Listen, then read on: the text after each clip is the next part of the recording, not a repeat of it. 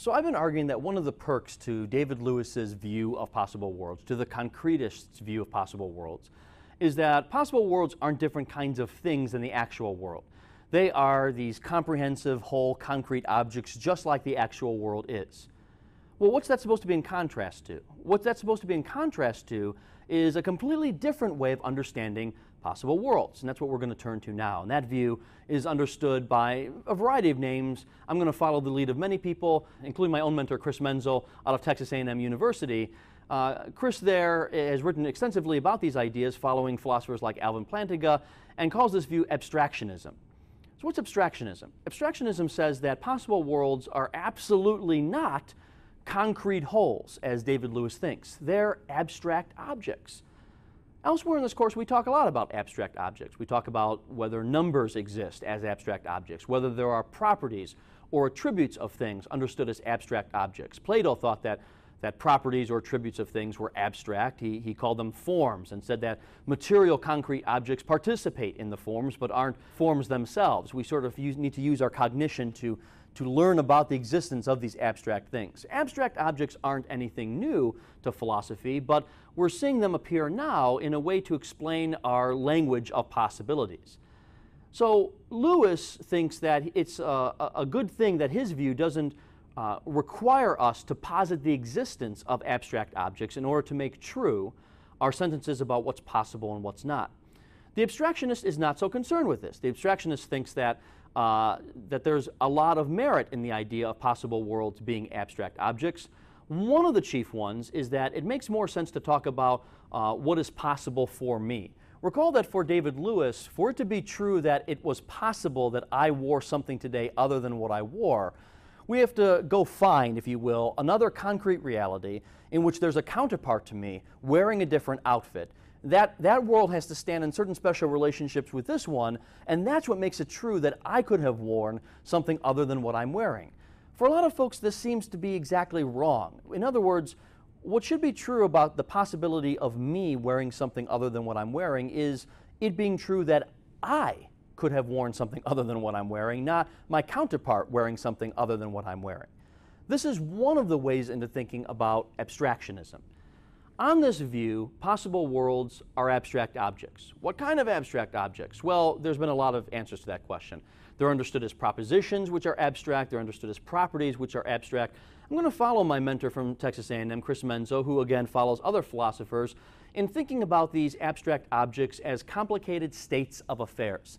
States of affairs are their own ontological category. They aren't reducible to other ontological categories, and they're often captured by sentences, I should say by phrases like, my wearing of this outfit is a state of affairs.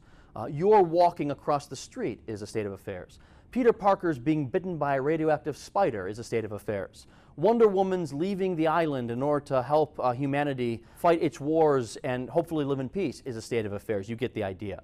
So we can have small states of affairs, my wearing of a certain outfit. We can have larger states of affairs, various countries fighting each other during a war.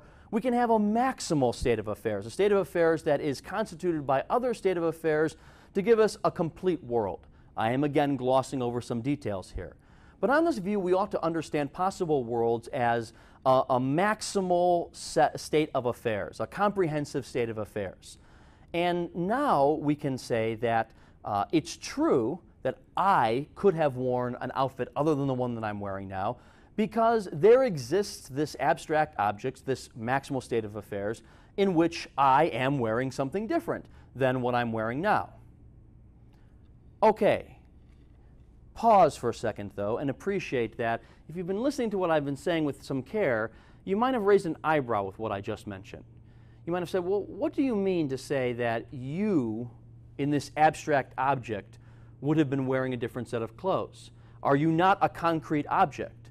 Well, barring some metaphysical ideas that we explore in this course, let's just say for the sake of argument that I am a concrete physical object.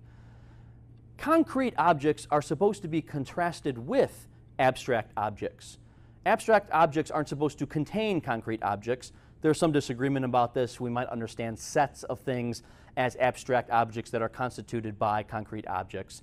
But all the same, the point here is the abstractionist says It's true that I could have worn something different than what I'm wearing because I exist in another world in which I am wearing something different. But then she goes on to say, the abstractionist, that that world is an abstract object. So in what sense do I exist in that abstract object?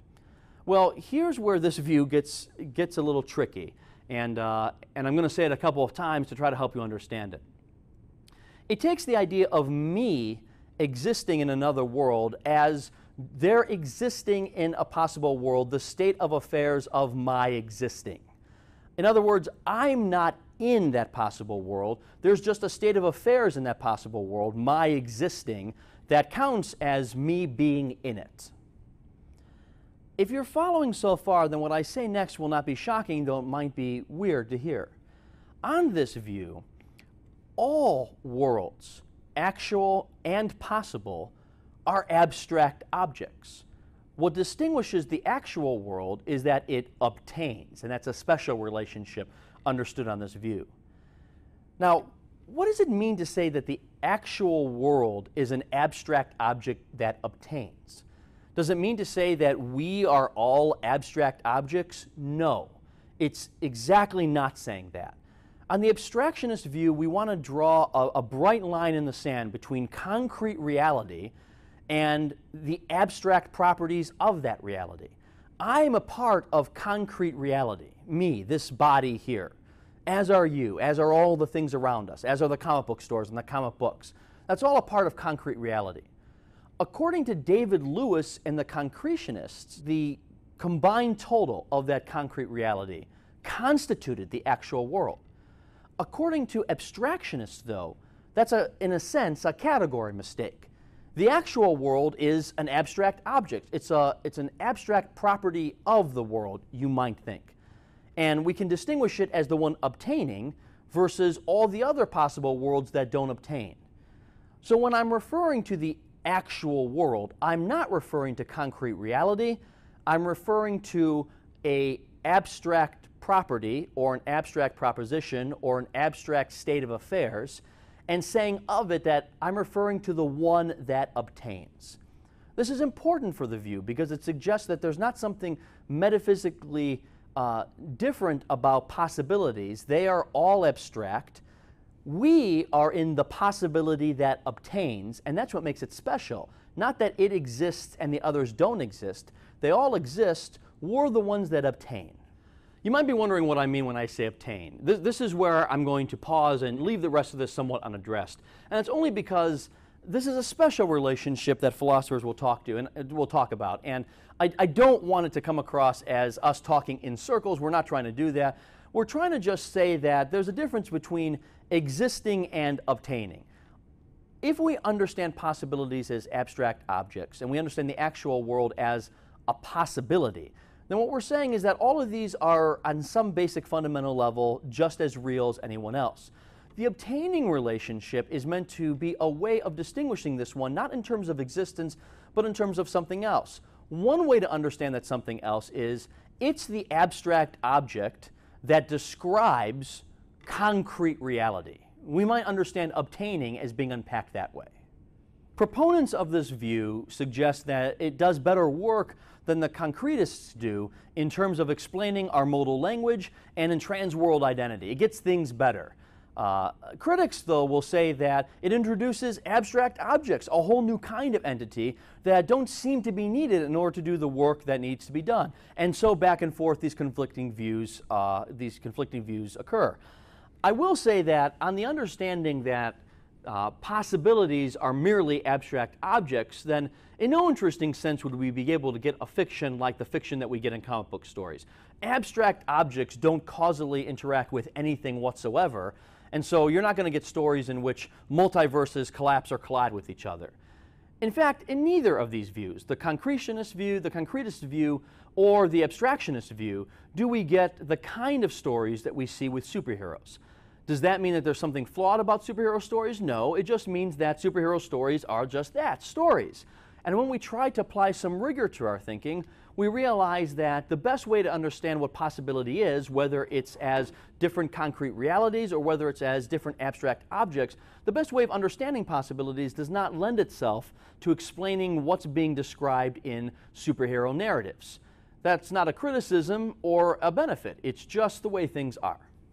If the ideas that I've been discussing here haven't entirely sunk in yet, don't worry. We're going to be coming back to them again and again. In fact, they're necessary groundwork to lay to describe time travel or even the nature of time themselves, because often time travel ends up being, instead of actual time travel or a way of understanding time travel is often understood as jumping between possible worlds.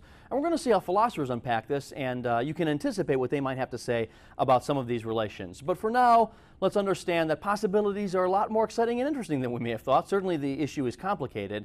Let's turn to some thoughts on time and time travel.